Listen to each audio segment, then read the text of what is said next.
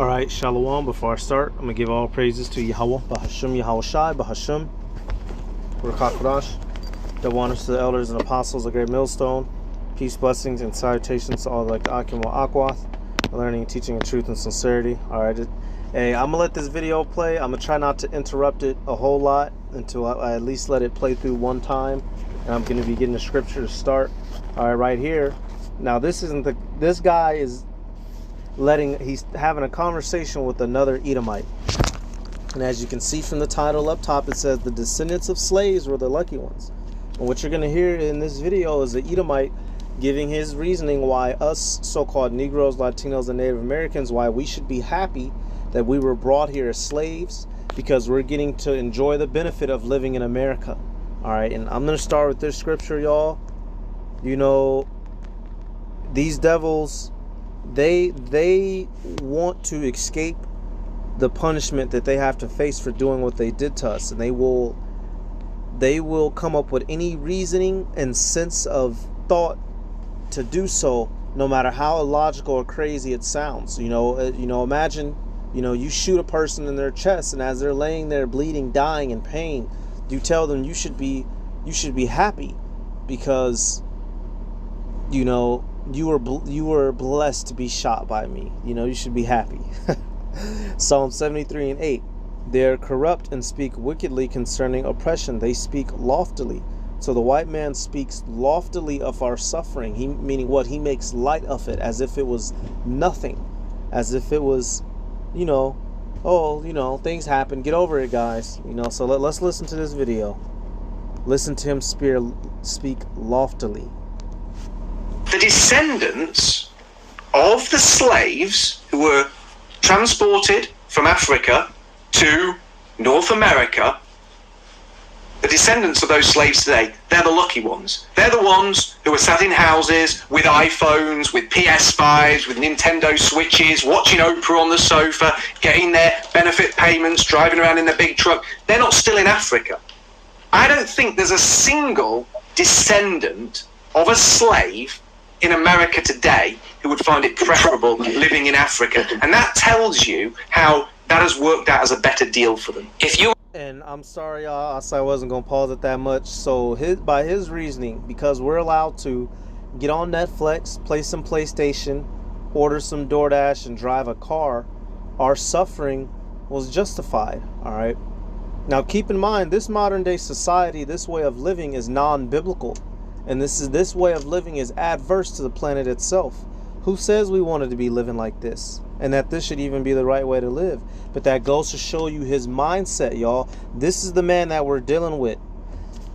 Let me get this scripture. This is why we can't reason with him. We can't bargain with him. We have to simply remove him out of power. Psalms 58. In 3, it says, the wicked are estranged from the womb. They go astray as soon as they be born, speaking lies.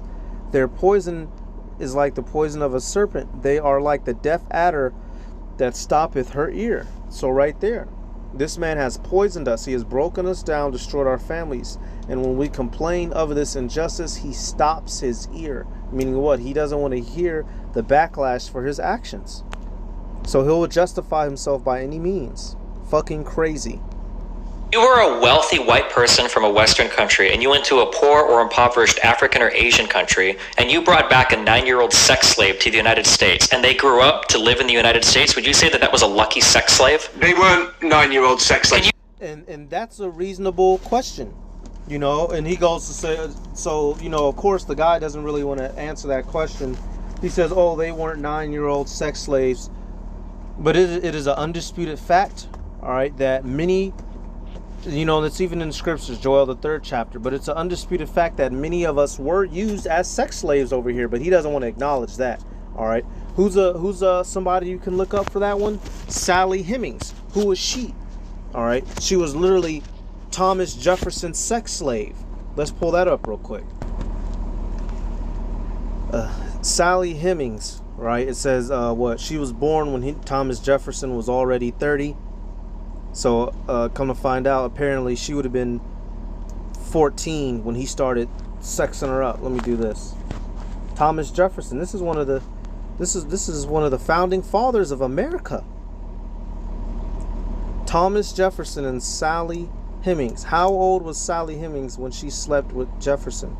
People say at 14 years old. He was 44, she was 14. It says she wasn't Jefferson's mistress. Slakia. She wasn't Jefferson's mistress. She was his property, and he raped her.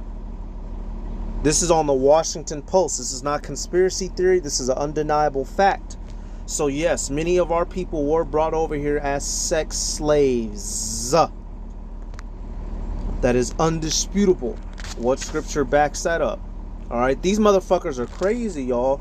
They just don't want to. They don't want to pay for what they did by under any means. All right, and not only are women, but guess what? Joel 3:3. And they have cast lots for my people, and have given a boy for a harlot, and sold a girl for wine that they might drink. What does this mean? Our young men were also sexual slaves. All right, our people, both men and women, were being traded and used for whatever means and services by these demons. No. I want you to engage with the hypothetical, Mark. I want you to engage with the hypothetical. So you bring back little Lucy from Laos or Vietnam or some really impoverished village in one of these areas. You bring her back, you rape her till she's 18, and then you set her free to live in the United States. Would you say that's one of the lucky ones? Can you answer that question? No. Firstly, You have to engage. You got to engage with this. I want to know. You don't think any slave? And this is what we're talking about. Humans came and they're not even humans technically, but you white people, you came and took possession of another group of people, and you did all kinds of things whatsoever you listed to us. So you got to answer the question. But this is a common Edomite tactic. When you catch them in an argument they don't want to deal with, they'll start bouncing around it. And this guy right here, although he's defending us on our behalf, if he's an Edomite, he's gonna pay and suffer too. You don't think any slaves were ever raped by any people? Just gone to My mind hasn't gone to bed. Can you not understand hypothetical? No, what I'm saying is that the black people transported to work on farms in America, their descendants will have a higher quality of life living in America. So do you think the descendants of that sex slave, do you think that her descendants will have a higher quality of life than what they would have if she would have remained in whatever slaves. They were brought over for farm labor. That's regardless. First of all, a lot of the women... We were brought over for farm labor. That's it, y'all. They just needed some help planting some seed and grinding some mulch. That's all. We were brought over. We weren't enslaved and captivated and raped and robbed and murdered and took. We were brought over for farm labor. That's E. He's being reproached for the sins of his father, and he doesn't like it. So he's bending and warping reality to help him get through his day. Were raped, but regardless of that... Whoa. So you're saying now people brought to work on a farm is the same as somebody who's brought to I never work said it's... Mark, if it was the same, this wouldn't be called an analogy. It would just be a thing that is the same as another thing. It's not relevant to the analogy that I'm giving. Mark, what I'm telling you is that the descendants of a particular person that was enslaved shouldn't be used to justify the initial harm done. So if I abduct somebody against their will and I give their children a better life, that doesn't mean that I don't owe somebody to the person. And I'll say this, when you look at our quality of life here in America, it is not better. Compared to our quality in the land of Israel, all right, when we were on top under King Solomon, that was when our quality of life was once at its best. All right, now in Africa we weren't, we had just got done, not just got done, but we fled to Africa after 70 AD for refuge. Nevertheless, we're not having a better quality of life here. We are still in captivity to this day. We're getting treated like shit by the heathen and by our own people. All right, matter of fact, just to show you, so no, we were having a better quality of life in our land under our king and under our law, statutes, and commandments, during them 40 years. That's when we were having a better quality of life. Not here under the great white man. Okay? All right, right here, just to show you. This looks like 1 Chronicles 16. Matter of fact, I could get it out of 2 Samuel as well, but this is dealing with David. You have okay, I'll get it out of 1 Chronicles 16:1. It says, so they brought the ark of Yahweh and set it in the midst of the tent that David had pitched for it. And they offered burnt sacrifices and peace offerings before Yahweh. And when David made an end of offering the burnt offerings and the peace offerings, he blessed the people in the name of Yahweh Bahashem Yahushai. And he dealt to everyone in Israel, both man and woman, to everyone a loaf of bread and a good piece of flesh and a flagon of wine. So this is, we were having feast and, opportunities to live a good life back in our homeland when we were not slaves under you Edomites, all right? So to make you're living a better motherfucker, man, hey, man. Person who was initially abducted. What I'm telling you is that there were a whole bunch of people that had there were a whole bunch of people that had a great injustice acted upon them. And while that injustice was enacted upon them, there was another group of people, white slave owners or white people in the United States that weren't slaves, that greatly benefited from those slaves. Yep, both classes. White Edomites who had us as slaves directly benefited, all right? And those who didn't have us as slaves, they still benefited because they were considered the higher, they were considered the not upper echelon, higher society. The fact that you Edomites, so-called white people, even those of you who didn't have slaves, you were still seen as a higher level of human being and were allowed better opportunities in life because of the fact that your other people had slaves, although you and your family may not directly had. So either way, all of you benefited off of our backs. And you can't say otherwise.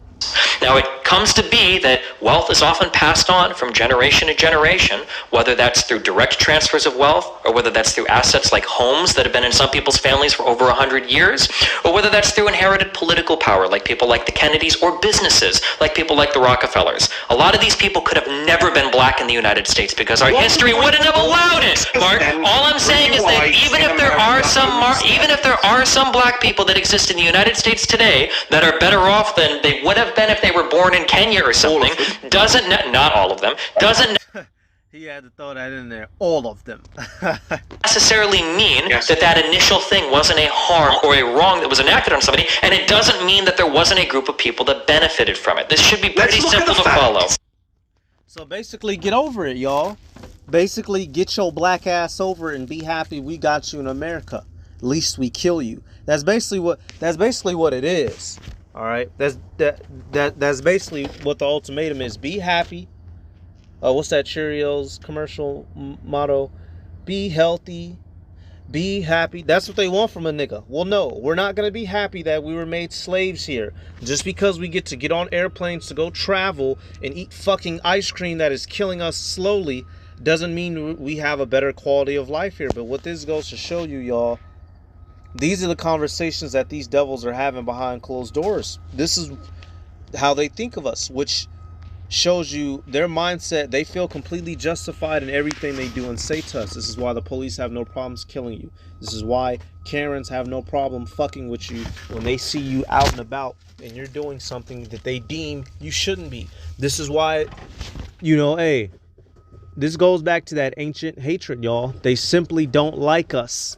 It's as simple as that. It's as simple as that, and it doesn't need a whole lot of explanation. The Bible tells you that we were going to be mortal fucking enemies, and that's what we are. All right, Lamentations 3:60. Thou hast seen all their vengeance and all their imaginations against me. Thou hast heard their reproach, O Lord, and all their imaginations against me. That is a reproach. Y'all better, y'all living better. The nerve, This is how they talk of us, y'all. This is why they feel guiltless. Everything that has happened to us, we should be happy for in their eyes. And this is how a lot of them feel. They just don't have the balls to get on no show and say that. All right. But Yahweh Ba'Shem Yahushai is taking note of all this. And we're going to say the same thing in our kingdom. You devils should be happy that you're allowed to breathe air in the kingdom, regardless of the fact that you're a slave. You should just be happy. That's what we're going to say to you. Verse 62, the lips of those that rose up against me and their device against me all day. Behold, they're sitting down and they're rising up. I'm their music, y'all. Or not Slakia, I said y'all, but so not only do they point the finger at us and we're the pieces of shit.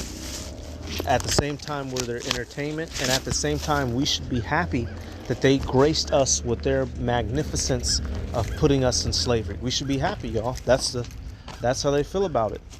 You know, that's how they fucking feel about it. Take it back. Generation, whether that's through direct transfers of wealth, or whether that's through assets like homes that have been in some people's families for over 100 years, or whether that's through inherited political power like people like the Kennedys, or businesses like people like the Rockefellers. A lot of these people could have never been black in the United States because our history wouldn't have allowed it, Mark. All I'm saying is that even if there are some black people that exist in the United States today that are better off than they would have been if they were born in Kenya or something, doesn't... All of them. You heard that, devil. All of them. That's how they feel. The descendants of the slaves who were transported from Africa to North America, the descendants of those slaves today, they're the lucky ones. They're the ones who are sat in houses with iPhones, with PS5s, with Nintendo Switches, watching Oprah on the sofa, getting... And this is why we're going to destroy the current narrative that exists of history today, because Esau has been able to use this Africa narrative and this evolution narrative to paint us as loose-brained, half-born monkeys who they discovered swinging like fucking black Tarzan with our genitals out in the air and our women holding babies naked, and they came and civilized us and brought us to the Americas. That's their current scope of the world, and that's that's what they have everyone hypnotized believing. Well, that's going to be done away with here real fucking soon, man. Real fucking soon. All right, and I can't wait. You know, I got another clip actually from the Dallas Brothers. Now, these brothers was right here preaching. This is from years ago. And this Edomite woman came up, and basically we're supposed to get over slavery. It says Edomite woman wants us to get over slavery. This is the same sentiment. This is how they all feel, y'all. This is how they all feel. All right, now I'm just let it play. Why would you want us to go to slavery? Because that's our inheritance.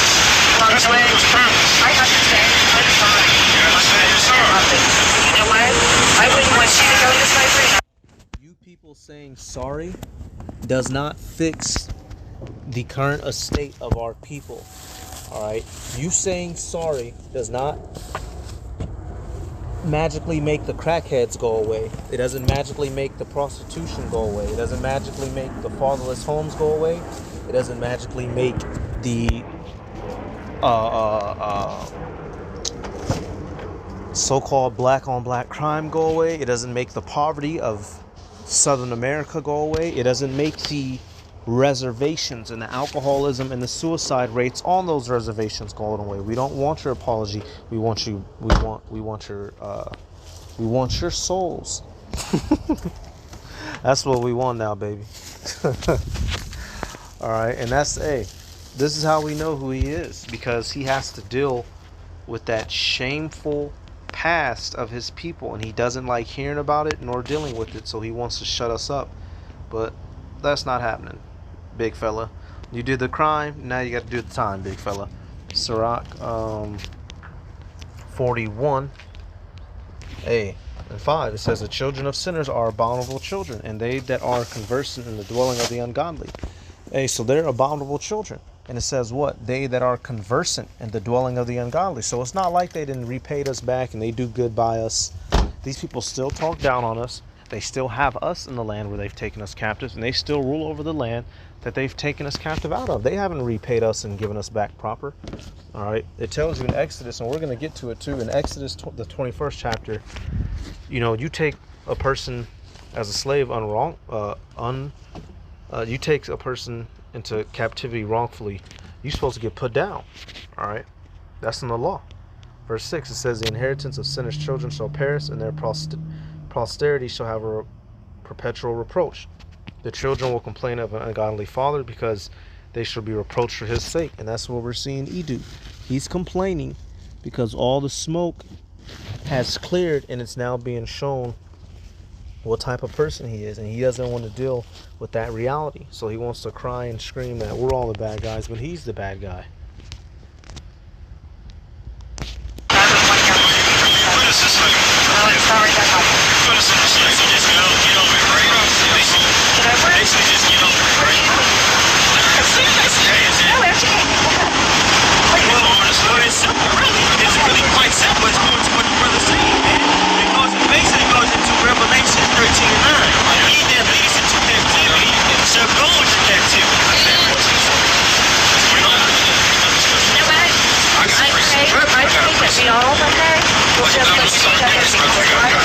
Revelations 13 and 9.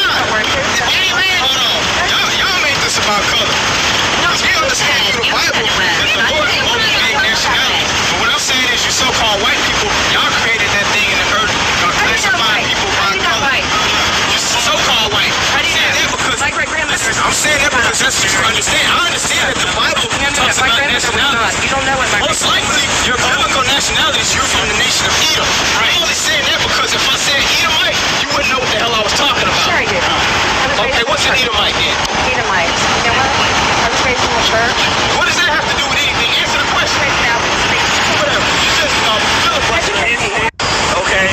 You know, so you know they're playing the semantics game like they like how to play. You know, hey, this is a the walls is getting tight on E, and he's not liking it, but that's okay. You know, we're not gonna forget about what you did, and we're not just going to get over it. All right, what does the scripture say? It says we were not gonna forget what Amalek did to us. We will wipe you we're gonna wipe you out. Let me find that real quick. Is it in Deuteronomy or is it in Numbers? Yeah, okay, 25 and 17. Yep. Deuteronomy 25 and 17. Remember what Amalek did unto thee by the way when ye were come forth out of Egypt. How he met thee by the way and smote the hindmost of thee, even all that were feeble behind thee, when thou wast faint and weary, and he feared not Yahweh. This is dealing when we came out of Egypt. You know, these motherfuckers attacked us. You know, literally. And so, and we've seen this repeat throughout history. Whenever we're at our weakest, the so-called white man comes and fucks with us as a people. All right. Verse 19. Therefore it shall be, when Yahweh Ba'ashem Yahweh Shai thy power hath given thee rest from all thine enemies round about in the land which Yahweh Ba'ashem Yahweh Shai thy power giveth thee for an inheritance to possess it, that thou shalt blot out the remembrance of Amalek from under heaven. Thou shalt not forget it.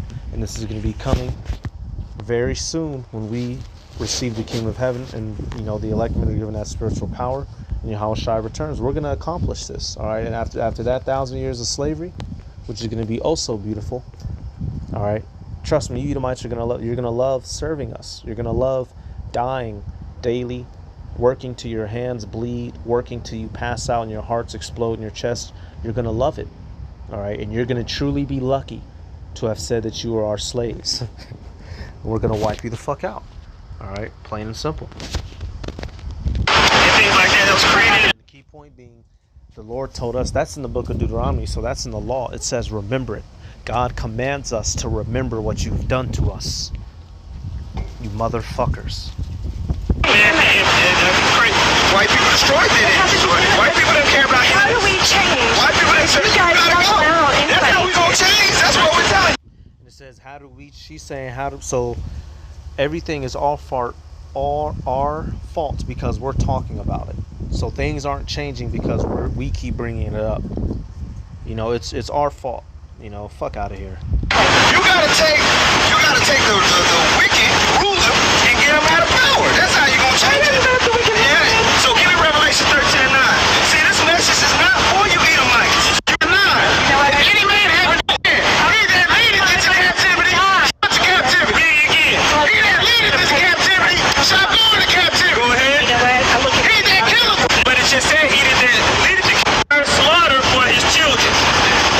I didn't write that. Read it again. Prepare slaughter for his children. America needs to wake up and realize that the agenda of integration. Yep. So hey, you know, so let me get that out of Exodus real quick. You know, so he's gonna have to pay, and he doesn't like it. All right. Exodus 21. We're gonna go to 11. It says, and if he, all right, Salaki, y'all, I'm at work. Exodus 21 and 16. It says, and he that stealeth a man and selleth him, or if he be found in his hand, he shall surely be put to death. All right. Did you not steal us? Did you not take us? All right. Hell, this is even you know, this is in the law.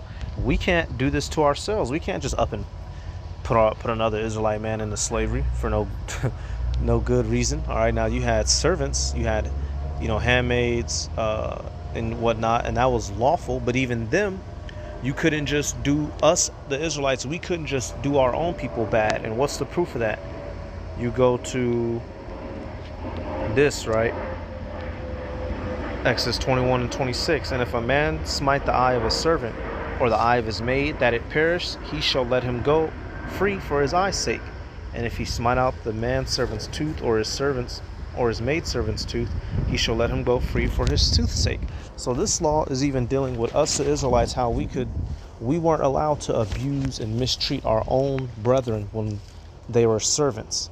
You know, when you go into, you know, like Leviticus 25, you read the law of how you're supposed to deal with your servants. Says you're not supposed to rule over them with rigor in terms of Israelite brethren. All right, we can treat the heathen with rigor, we can do them bad, but we can't do our own people bad. So if us in our law, we can't mistreat our own people, what the hell do you think you devils are going to have to go through for mistreating God's chosen people? You're going to have to suffer. We're not going to forget about it, and we're going to make you fucking love it. All right? I'm going to give all praises to Yahweh, Bahashim, Yahweh Shai, Bahashim, Rakakwadash, the honors to the elders and apostles of Great Millstone. Peace, blessings, and salutations to all like the Akim wa Akwath, learning, teaching, and truth and sincerity. Shalom.